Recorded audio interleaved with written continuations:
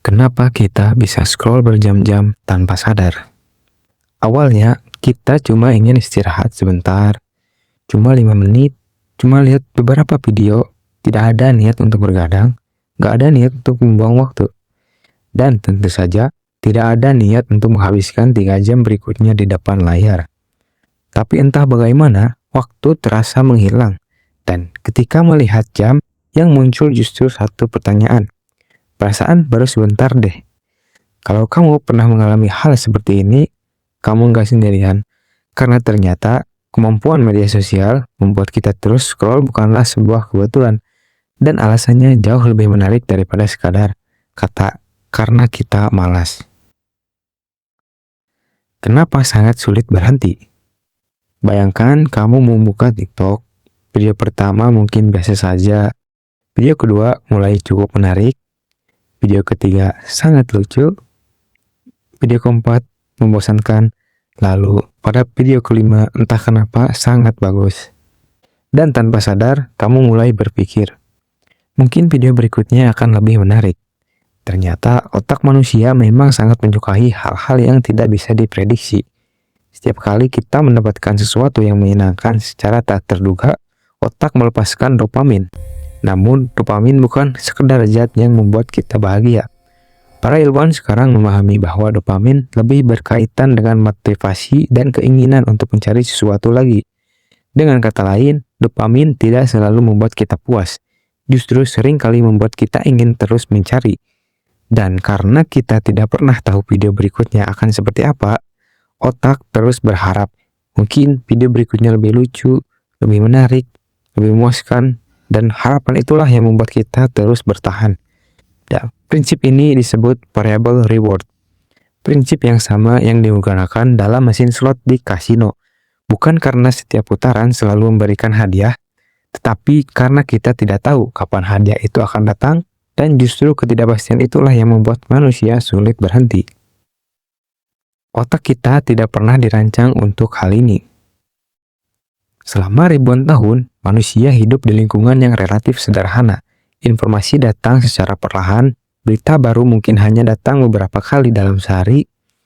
Namun sekarang, dalam 1 jam saja, kita bisa melihat ratusan video, ratusan wajah, ratusan pendapat, dan ratusan cerita yang berbeda. Masalahnya, otak manusia tidak berpolusi untuk menghadapi banjir informasi sebesar ini. Akibatnya, perhatian kita menjadi mudah terpecah. Kita terbiasa menerima rangsangan baru setiap beberapa detik, dan perlahan aktivitas yang membutuhkan fokus lebih lama mulai terasa membosankan. Itulah mengapa membaca buku selama 30 menit atau mengerjakan tugas selama 1 jam kadang terasa jauh lebih berat dibanding menonton video pendek selama 3 jam.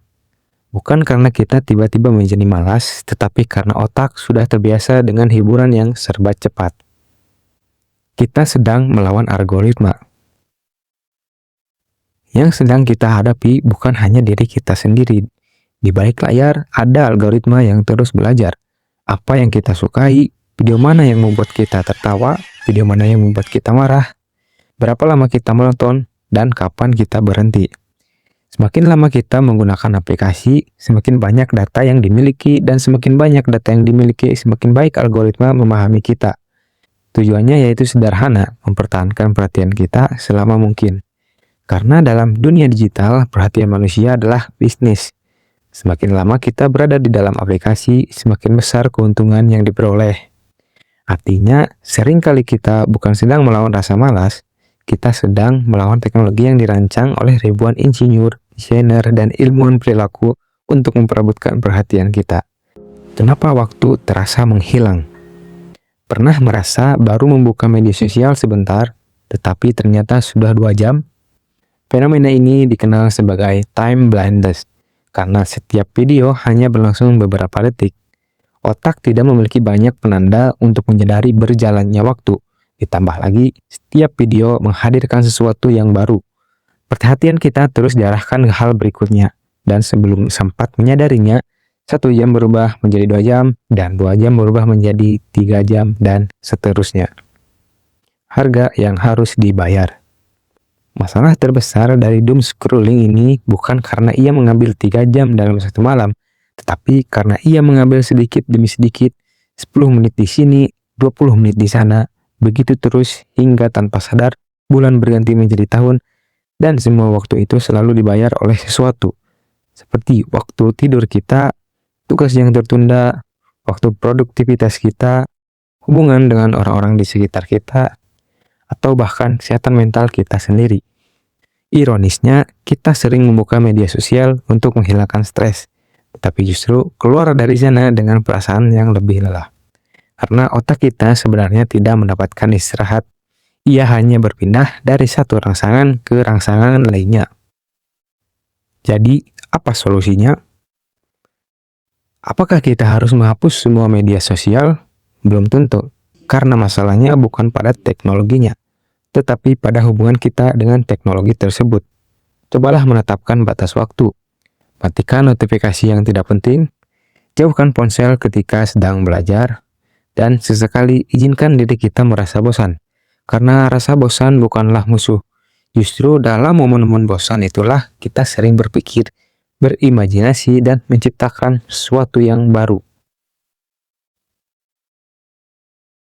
Ponsel kita mungkin hanya berukuran beberapa inci, tetapi benda kecil itu mampu mengambil sesuatu yang jauh lebih besar. Seperti perhatian kita, waktu kita, dan perlahan arah hidup kita. Karena hidup tidak dibentuk oleh keputusan besar yang terjadi sekali, melainkan oleh kebiasaan kecil yang kita ulangi setiap hari. Ketika perhatian kita dikendalikan oleh sesuatu, waktu akan ikut menghilang. Dan ketika waktu menghilang, kadang kita baru menyadarinya saat semuanya sudah terlewat.